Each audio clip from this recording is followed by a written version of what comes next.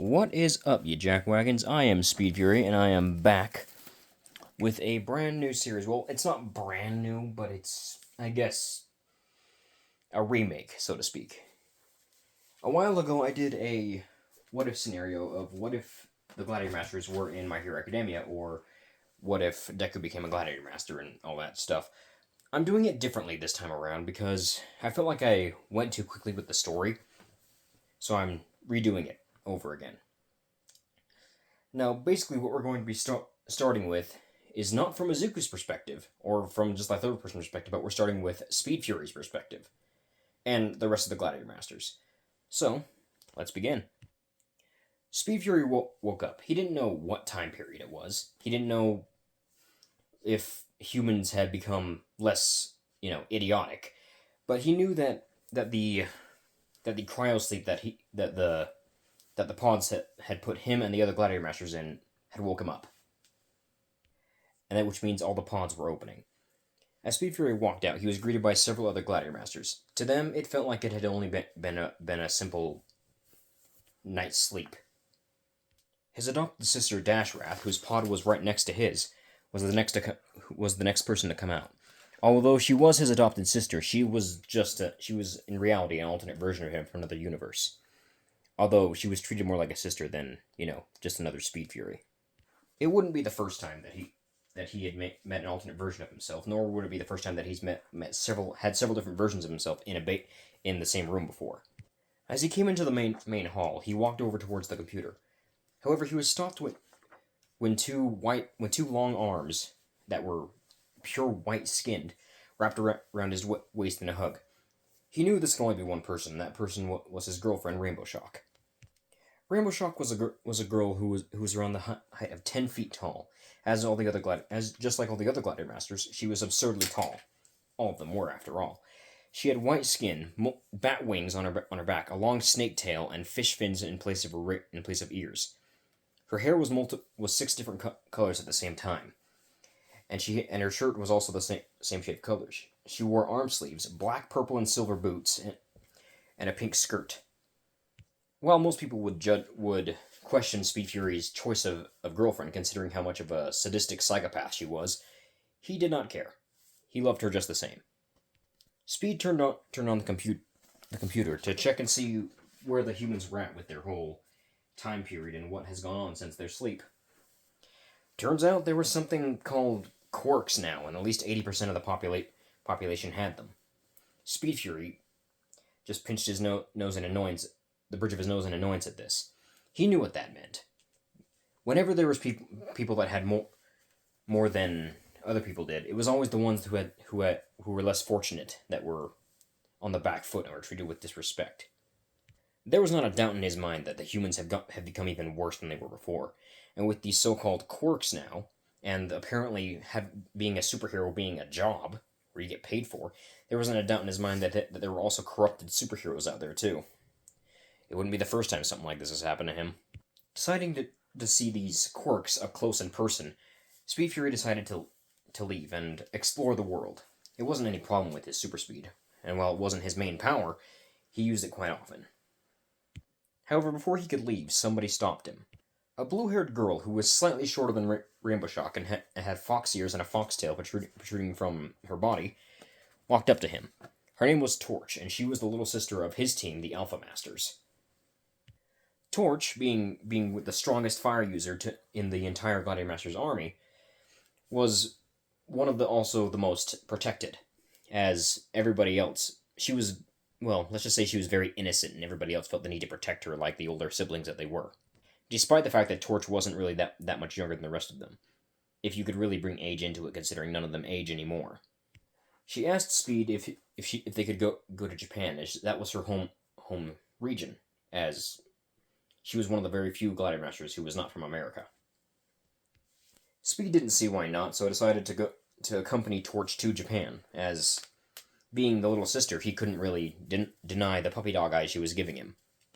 While he would deny it, he was actually somewhat fond of her as a little sister, even though he didn't really like kids that much, and it was probably mostly due to the fact that Torch was, well, not that much younger than he was.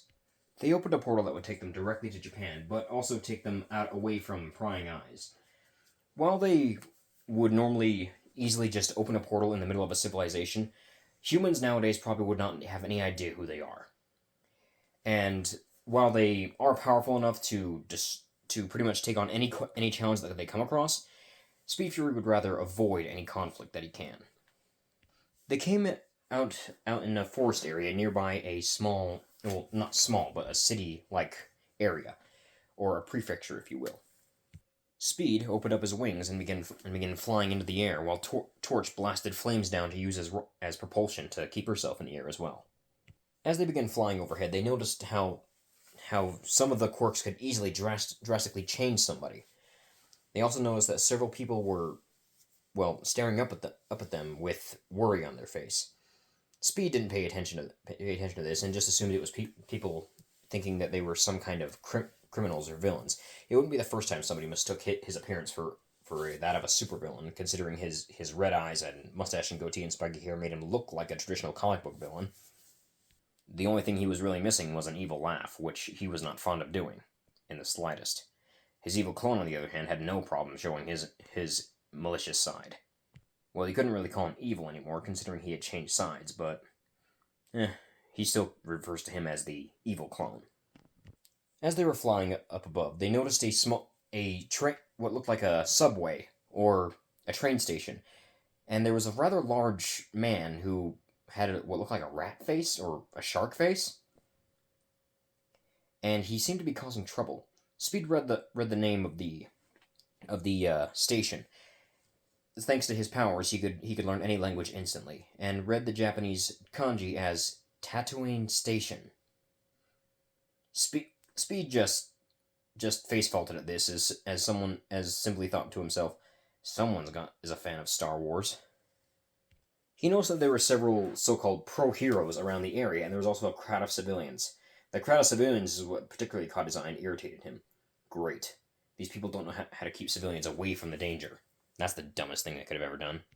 Several people were also recording with their phones, and he also noticed that the technology wasn't that much different from how it was back when he was still, one of the greatest protectors. Yeah, technology hasn't come very far, has it? And humans are still just as stupid as they were back then, maybe even more so. Who records a giant fight like this while being this close to the danger? Hearing his words, Torch looked over to him and asked, didn't we used to be humans? Speed Fury nodded before saying, we did used to be humans. We still partially are. But unlike these guys, we're smart enough to not do something this stupid. He noticed how long the heroes were taking to just take out this single villain, who actually wasn't really that tough. Well, to Speed Fury, at least. He noticed one man in particular was finally actually doing something. Someone who looked to be made of wood. But he looked like he was monologuing. Speed Fury wouldn't stand for that and instantly rushed down, and before the man could pull off his move, which he was in the middle of doing, karate chopped the villain in the back of the neck, knocking him out instantly. After the villain fell, Speed Fury looked over to the man made of wood, who had his arm branched out into multiple different branches. I didn't mean to make a joke out of that, but I did. After glaring at him for a few seconds, he said, "What the hell was that? What's with all the flashiness and trying to show off? These people could have been put in danger, and you're sitting here trying to show off to them? And what's with the attack name? I get having naming your attacks, but seriously, preemptive binding lacquered chain prison? You couldn't have come up with something shorter, and not announce what you're going to do before you do it?" At this point, the crowd started yelling at Speed Fury, heckling him for stealing Kamui's win, and for just being a jerk in general. Speed Fury ignored them. It wouldn't be the first time people have heckled him for doing things too quickly or not giving off enough of a show. Speed Fury didn't care. It was very important for the Gladiator Masters to not take the opinions of other people into account. Their job took priority over pleasing people. Protecting people was their job, not being flashy or showing off. Speed took this role very seriously and hated it when he saw people taking too much time to take down a villain just to show off. There had been a few heroes he had known in the past who did this as well. Most of them were probably dead by now, minus a few, like the Weapons League and stuff like that. but there was definitely still people like that to this day. While Speed wasn't nearly as tall as the villain, he was still rather large, and the red and blue wings that were coming out of his back, that were keeping him in the air, were still kind of threatening. Not only that, but the red piercing eyes that were glaring at Kamui Woods, along with the rest of his features, made him look like maybe a villain or an anti-hero of some kind. Kamui Woods actually did look a bit ashamed of himself for taking too long with calling out his attack, but then he noticed that he didn't recognize who this person was, and then asked him a question. "Who are you?" Speed Fury arched an eyebrow at this, but then remembered that most people probably didn't know who he was. He simply looked at him and said, "That's none of your concern at the moment now, is it? You took way too much time trying to take down one single criminal. That could have easily gotten people killed. What if you managed to pick something up and throw it at a nearby civilian just because you were taking too long to pull off an attack?" While Speed was lecturing Kamui Woods, Torch had picked up on something. She looked over into the crowd to see a boy with green hair who was furiously writing something in his notes, but by the sound of what she could hear, he was muttering something about what Speed Fury was saying, and agreeing with him. Torch smiled at the fact that not all humans seemed to be as dense as this hero did, but this was clearly a little kid. Well, not little, like more closer around to her age, but still. She then felt the ground rumbling as she heard what sounded like footsteps. She looked over to the right to see a giant woman running towards Speed. She lunged into a dropkick while shouting, "Canyon, cannon!" Unfortunately for her, though, Speed just lifted up one hand and grabbed her foot before it got close enough to actually do any damage. "I'm pretty sure I just said something about calling out your moves," said Speed. "And Canyon cannon? Really?" The woman, who was somehow still being held up in the air perfectly despite the fact that she should be falling to the ground, that was Speed Fury's doing, by the way, was rather shocked at how he was able to effortlessly grab her foot like that and stop her from kicking him. "Release me, villain," she said. Speed rolled his eyes at this. "You're not the first person to assume I'm a villain from my appearance. And you probably won't be the last. But I'm not a villain." Another man, who was rather large and had very large arms that made him look almost like a gorilla, looked up at him and shouted, "Then what's your hero name?" Speed looked down and said, "I don't have a hero name. My name is Speed Fury." "A hero without a hero name?" said Kamui Woods. "I'm not a hero either," said Speed. "I'm a protector. I protect those who cannot protect themselves, and I make sure I'm efficient and quick at it." "So, what, do you not have a hero license?" said the man who was dressed like a fire hydrant.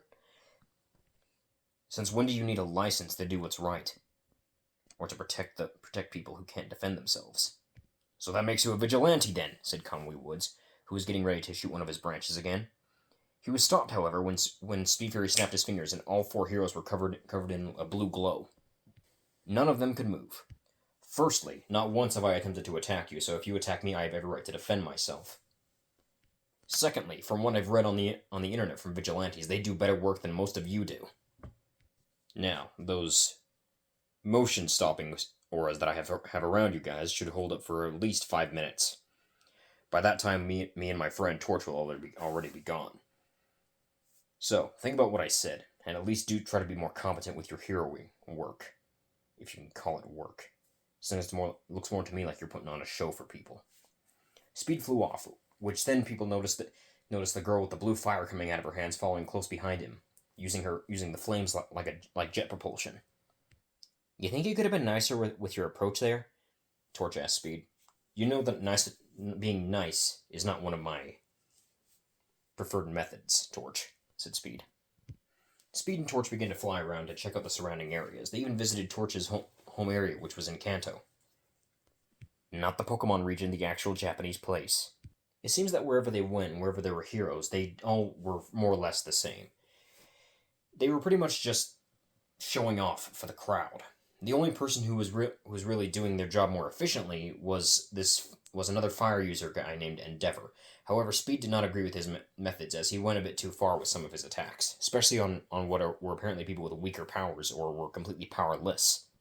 Torch, on the other hand, was disgusted at how much brute force he was using. Considering she also used fire powers, she knew when to hold back. This guy seemed to not care. Both Torch and Speed decided to keep a close eye on this Endeavor guy, as they didn't like the aura that came off of him. It had been quite a few hours since they had come to Japan and were investigating the area. It wasn't until that a blast of wind caught Speed Fury's attention that he looked over and saw what looked like green slime splattered all over the area of a nearby, what looked like under section or tunnel of some kind. Torch also noticed it, and they flew over to get a closer look. Noticing a rather tall, muscular, and very cartoonish-looking man coming out of the tunnel while carrying a boy in his arms, he set the boy down and then gathered up all the sludge into two soda bottles. The boy, after some time, woke up and then was shocked to see the man. The man seemed to say something to the boy, and then the boy looked into his notebook before exclaiming something and bowing in a very rapid and what looked like it would hurt himself fashion. The man then was about to leave, and Izuku assumed it was just another one of those heroes, but the boy looked like he wanted to say something. Right before the man jumped off, the boy grabbed onto his leg, and Speed's eyes widened as the man jumped off without realizing he was there. Speed immediately started flying after the man, with Torch not too far behind. Luckily, the man did notice the boy eventually and landed on a nearby roof. Speed and Torch were close enough to hear what was going on this time. The boy had asked if it was possible for somebody without a quirk to be a hero like him, and apparently this man was the so-called symbol of peace.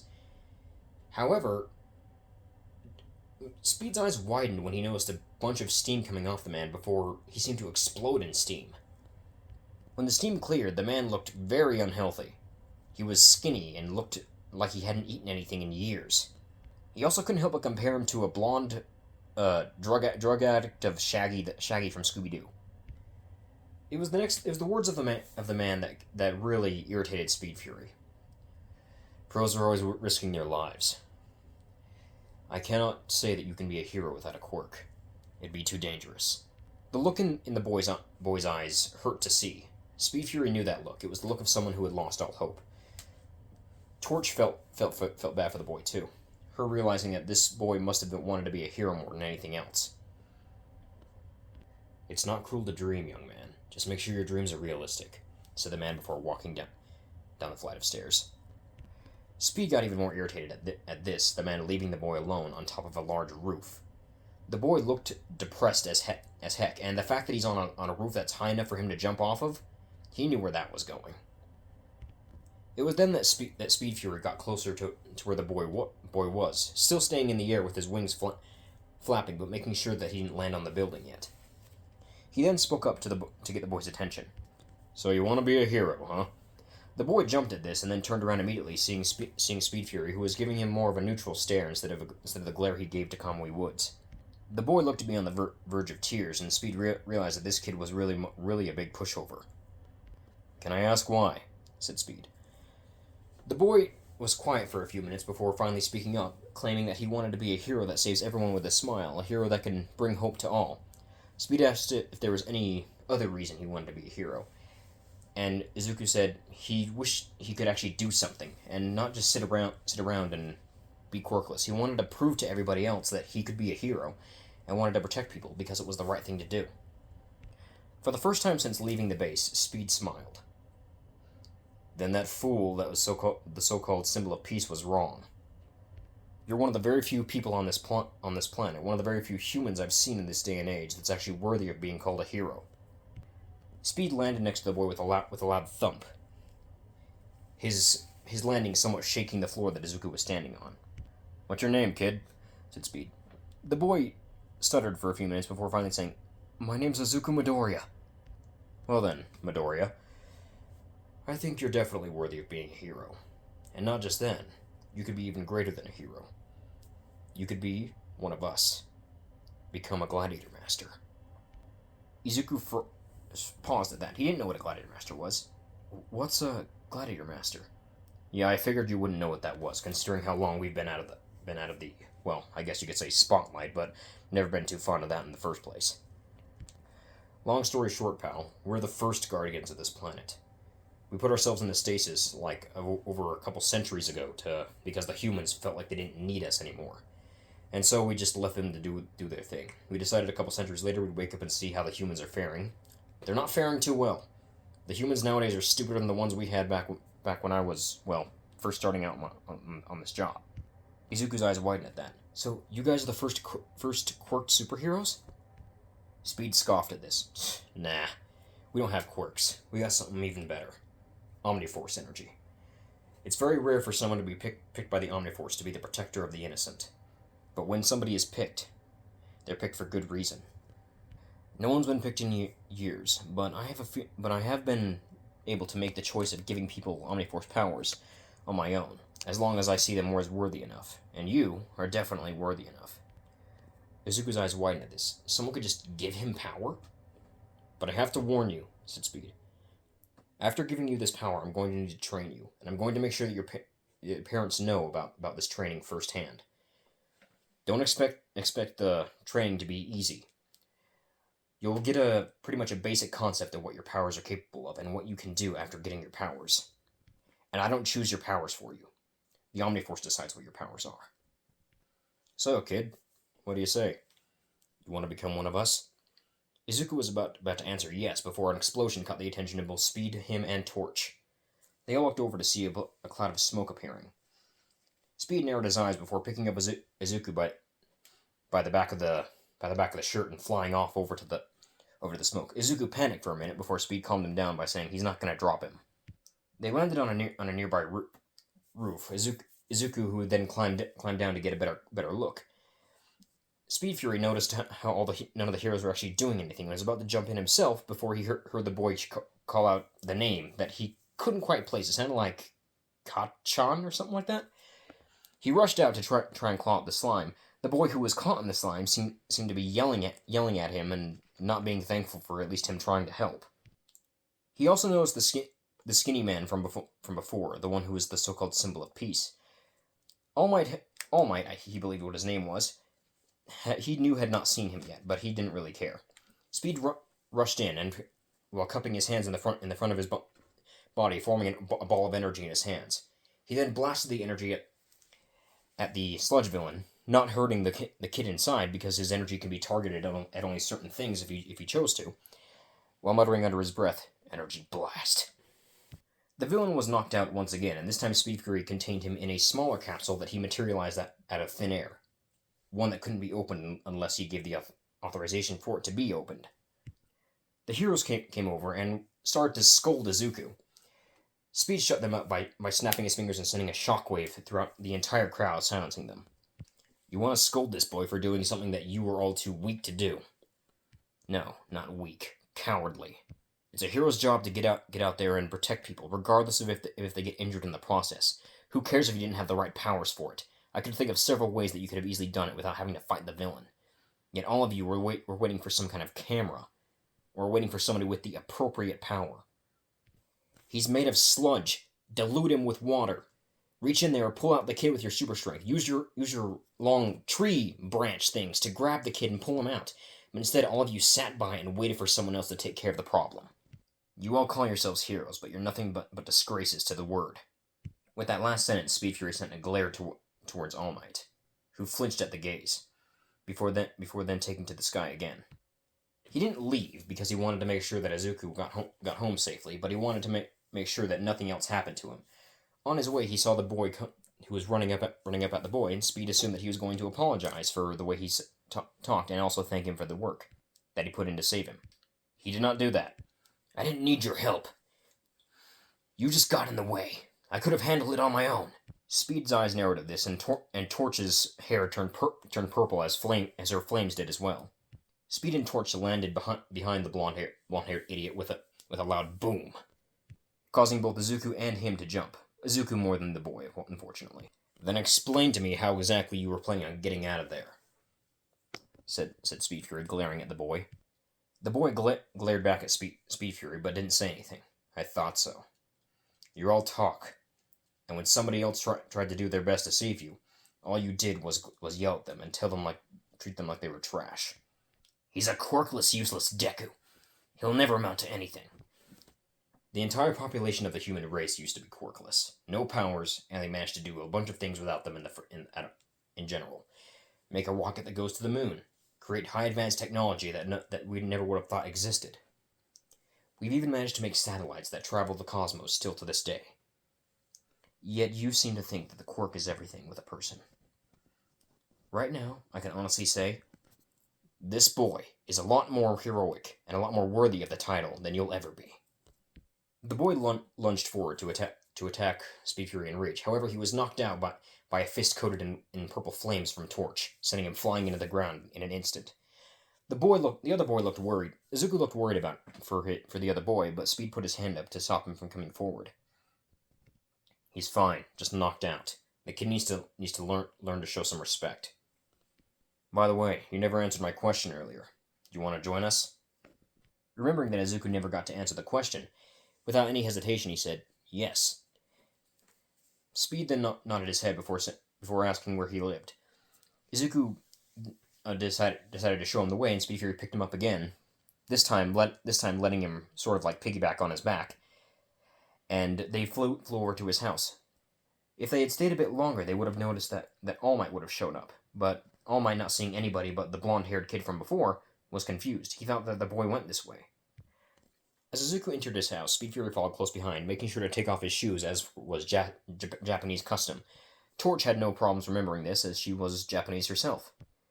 When Izuku's mother, Inko was her name, noticed the two, she at first was a bit terrified, but that was kind of drawn over at the silliness of Speed Fury crouching to actually not have his head hit the ceiling. Speed Fury explained to Inko Midoriya who they were and how they wanted to give Izuku the ability to become a hero, as well as to be, well, everything he wanted to be, someone to protect those who cannot protect themselves. Inko was unsure of this at first, but Speed also promised that even if he does get injured or even possibly die, he will not stay dead. He will be brought back to life. It's one of the benefits of being, well, what they are. He explained to Inko what the Omniforce was and what kind of and the power that it radiated, giving one person the ability to possibly destroy a planet if they so desired, but that's against the rules of being an Omniforce wielder. He explained to Inko that he will be the one that he will train him alongside whoever has similar powers to him to help him get used to the powers more. He also let her know that she might want to get a bigger house because Izuku is going to be taller after getting his powers. Inko asked how much taller. Speed Fury replied with, "I'm twice the size I used to be, and I'm 10'5", and I'm 10'10". So, Inko's eyes widened at this before saying that she probably couldn't afford it. Before Speed said, "Think nothing of it. I can literally generate money from my hands, or I can do it the easy way and just create an entirely new house for you guys." Inko was about to deny this, but Speed waved her off, saying that he does this kind of thing for all the members of the Gladiator Masters, regardless of where their background comes from. It took some convincing, but eventually Inko decided to allow Izuku to become one of these Gladiator Masters. Izuku was excited for what powers he would obtain, and the possibility of finally being able to fulfill his dream. "Oh yeah, and one more thing," said Speed to Izuku. "You might want to get ready to have wings and a tail, possibly, and maybe even some horns." Izuku blinked a couple times at him before saying, "Huh? Yeah, that's a thing with us too. We also get infused with the powers of a creature from this planet, or in this universe in general. Torch is a kitsune. We thought she was a fox for a while, but no, she's a kitsune." "And what about you?" said Izuku. "I'm a energy dragon. It's not really easy to see considering most energy dragons are black, and I'm blue, but, you know. I think my jacket and hair make up for all the black that would be on my body if I did look like a regular energy dragon." Speed Fury opened a portal, and Izuku and Torch and him walked through. Izuku was astonished at the sight of the somehow large tower they were now in, as well as the people all around him. Speed then lifted up his hand and formed what looked like a small circular black object in his hands. The black object he then handed to Izuku, and Izuku took it. Wondering what it was for, Speed said, "Place the badge on your chest." Izuku did so. A symbol then appeared on the badge, a symbol that looked like a mixture of flame with what looked like some kind of sound waves radiating off the flame at the same time. Izuku's form then began to change. Speed grinned at this, as he knew that a new beginning for the Gladiator Masters was coming. And that is where we'll end it for today. If you enjoyed the video, like and subscribe. I will see you in the next one.